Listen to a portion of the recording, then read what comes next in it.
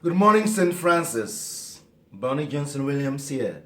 For our spiritual sustenance today, I would like to talk about preludes and postludes.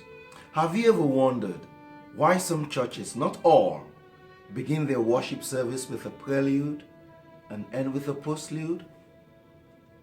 Most parishioners have had conversations with even organists. They will tell you it's a tradition. It is a church tradition.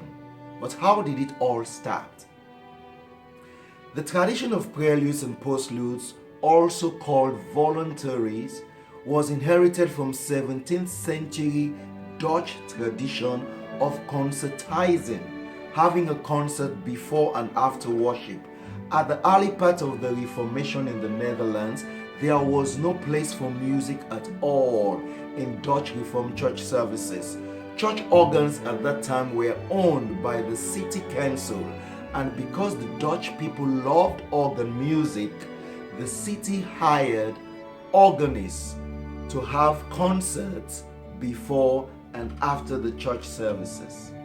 Some churches today see these performances as an opportunity for the organist to showcase their skills or provide entertainment before the service. Take note of these two words: performances and entertainment. Personally, music in worship is never about performance, but about an offering of praise, thanksgiving, petition to God. Inasmuch as we are caught up in the beauty of the music and the words, the purpose is not to bring attention to the musicians or the singers, but to point to God, who is the creator, making all things beautiful and inspires creativity in us all. For me, this is what makes leading music a sacred thing. In my view, prelude and postlude, though traditionally accepted and widely used, are unfortunate terms to describe these musical moments in worship. These words imply that this music takes place before and after the main event, that event being worship. In reality, prelude and postludes are integral parts of worship as much as those that precede and follow. They are the first and last act of worship. The prelude, the first act of worship, sets the tone for what is to follow, inviting worshippers to gather, to transition from their busy lives into a sacred place to commune with God and with each other.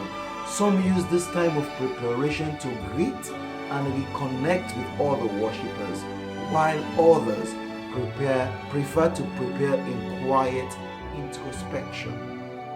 Regardless of how one uses this time, it should be understood that prelude is not just a pretty loud background music, but music that is selected with the specific intent of inviting people into worship. Postludes, on the other hand, are more festive and upbeat in nature. Songs or music that sends us back into the world to live out our calling as children of God. This approach should serve as bridge, which is firmly rooted in our worship tradition. I have witnessed organists play during preludes and postludes, and people are talking. Others are walking up and down the church, everyone doing their own thing.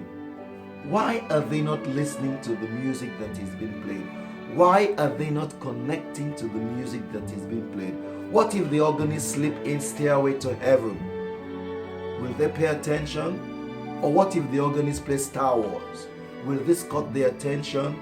It might, because they are not paying attention. The music does not connect with them. This reminds me of a quote I learned in college. Music, no matter what sound or structure it may assume, remains meaningless noise until it touches a receiving heart. Church denominations differ with respect to their beliefs around the purpose of the prelude and the postlude, just as each congregation differs with respect to the way it treats preludes and postludes. Some organists or directors are instructed by their pastors to start the prelude 15 minutes before the worship service or a specified time. Maybe this is to give the clergy, the pastors, time to prepare the altar or prepare themselves for the service. Other organists and directors, they're told no preludes, no postludes.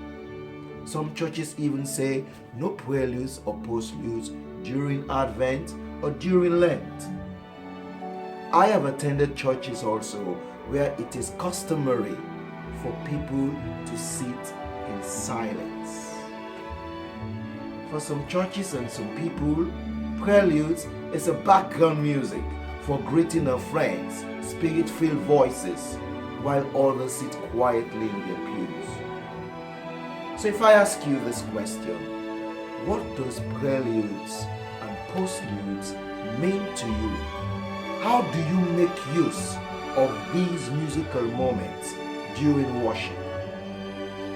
I have nothing against preludes or postludes. I will love organists to choose a repertoire that prepares people for worship and sends people away with reflection. Thank you. Have a blessed day.